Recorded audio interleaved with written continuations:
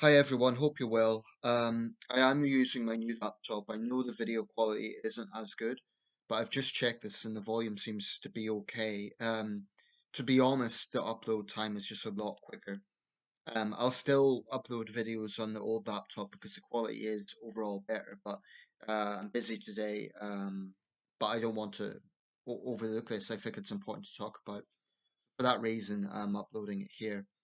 Um, Firstly, very quickly, nothing to do with the video. Just I'm following those events in Turkey and Syria, the awful earthquake that's hit there. Over 5,000 dead now. That makes it the world's worst earthquake, unless I'm mistaken, since the Nepal earthquake back in 2015. Um, and the worst of the 2020 so far.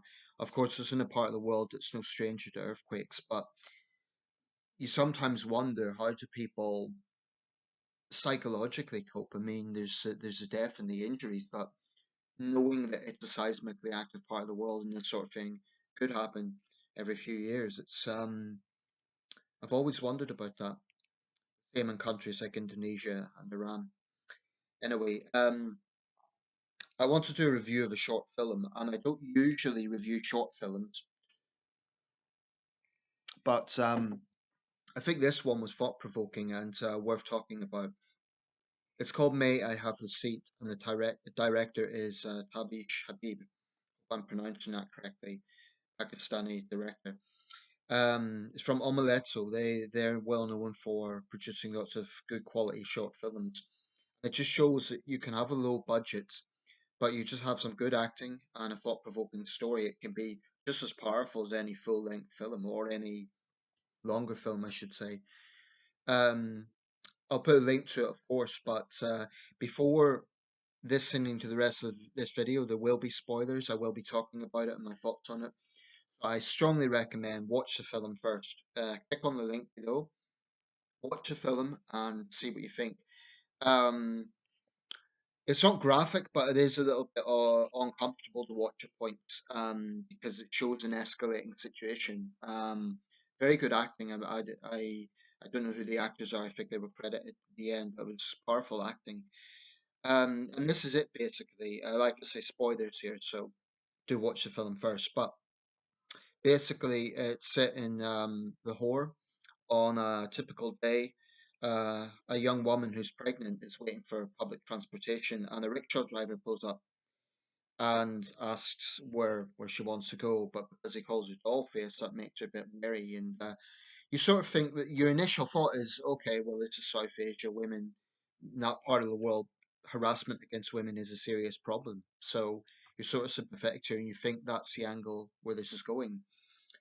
Then she gets on a bus and she's pregnant, so she asks a man if she can have a seat.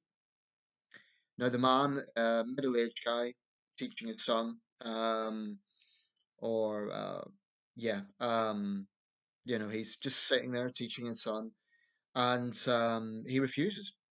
He says, "Go to the women's section," and she says, "There's no space there." Actually, later on, it seems there is actually space there, so that's a little bit questionable. But regardless, she doesn't react well to that. She's thinks it's rude, obviously, and as a viewer, you're thinking that's a bit cold. Like, why is he refusing that? Maybe it's because he's with his young son, but he could still stand nearby or something. Anyway, the bus jolts, she falls back, and the guy grabs her instinctively, to stop her falling or hitting her head or something like that. And that's where things escalate. She accuses him of groping her, of basically sexually harassing her, and it sort of escalates, and they get into quite a testy exchange. He says, he's a decent man. He was only trying to stop her to fall. He tells her to leave him alone, but she is quite vindictive, and she wants to put this on social media to expose him. And she says she knows what sort of disgusting men there are out there and what sort of messages he teaching his son and so on. So you can see this as a tense situation. By this point, other passengers are starting to take notice. After a little bit of argument back and forth, another young woman who we then seems to know her, she seems to be a cousin or something, offers to give her a seat. So actually, there was space in the women's area after all. In South Asia, public transportation is segregated. Um, Anyway, the guy is sort of a bit uneasy about this whole thing, and naturally he doesn't want, to be on social media. And she was filming him against his permission, or without his permission, and obviously he's uncomfortable about this because she threatened to put him on the internet. Her friend actually tells her not to do it. Her friend says, "Well, he was wrong not to offer you a seat, but I don't think he tried to grope you." And the friend is being reasonable. She's trying to sort of get her to see. I think the young woman's called Sonia. She's trying to get her to see reason and not just to jump to conclusions. But basically, the man goes up and he, in a calm tone, he says, "Please delete that." And she refuses. And the argument starts up again. But by this point, the bus keeps jolting, and her friend falls over. And this time, he doesn't help because he obviously, after what happened, he doesn't want to be falsely accused again. But some young guys are watching this and they're filming it and they're making lewd comments, and he gets angry with them. And I have to say, I felt sorry for both people, but I was more sympathetic to the man, frankly, because um, it's very clear that his life was going to be destroyed over a misunderstanding. Whereas the situation she was in, she was uncomfortable, but her life wasn't going to be destroyed. So my sympathies are there more with the guy. But then I thought, well, yeah, she's being very cold and unreasonable, but maybe she has had a lot of bad experience, and it was just an instinctive sort of not this time sort of response. Anyway, she goes into labour, and perhaps trying to prove himself, he helped some others get this sort of canvas thing to give her some privacy, and he's shouting at the driver to stop. What one thing was that it was a bit open ended. It kind of went into the credits there, and I felt it could have added a little bit more. I would have liked to see if they had some sort of reconciliation. When he was berating the young guy, she sort of looked at him for a second, like maybe she had misunderstood him. But anyway, this whole thing was a clever sort of look at how misunderstandings can escalate. And this isn't, unique to any part of the world. This was obviously set in Pakistan, but this could easily happen in the United States as well, or a Western country, where there's just a misunderstanding.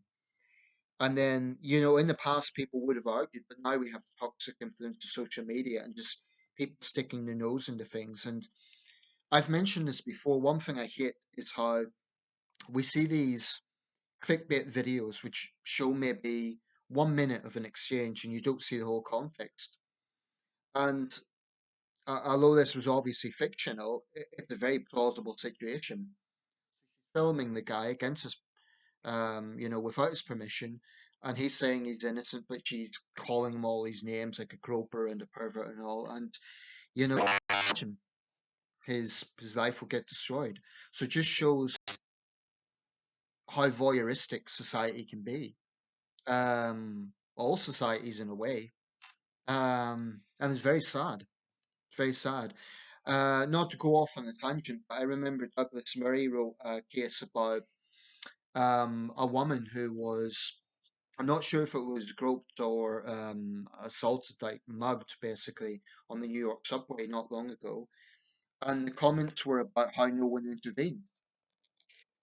But Murray pointed out that there was an issue here because the attacker was black. She was white. Now, what if one of the white guys had intervened? The obvious thing there would be, oh, he's racially profiling, or the black guy is being, it's just because he's black. So in America, when you add the racial mix, it's really toxic. And I think the lesson from, I mean, sadly, a little film like this is going to have very limited sort of a very limited audience, maybe a few thousand people, maybe 100,000 people. It won't get the same sort of traction as a much bigger film. But it's a very important lesson, namely about people should not jump to conclusions. They should step back a little bit and think, maybe I have misunderstood that. Maybe that's not what happened. Um, but the influence of social media, I mean, there's always been arguments, there's always been conflict. But when you add social media to it, it just can be so inflammatory. And that's very sad. Um, And I just wish people wouldn't be such sheep and not jump to conclusions from watching one video on the internet. Um, I'm not saying it's always misplaced, but if you're watching a 1 minute segment of some sort of exchange or argument, especially in the American context of race is involved, you have a black person, white person arguing, um, you will have race baiters jumping into that and saying, oh, it must be racism.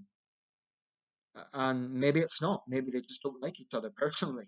Maybe it's just been some misunderstanding. So it scares me actually how this, it's almost like a mob mentality, how it can escalate so quickly. So anyway, this was a clever, if somewhat uncomfortable little film. I recommend watching it and let me know your thoughts.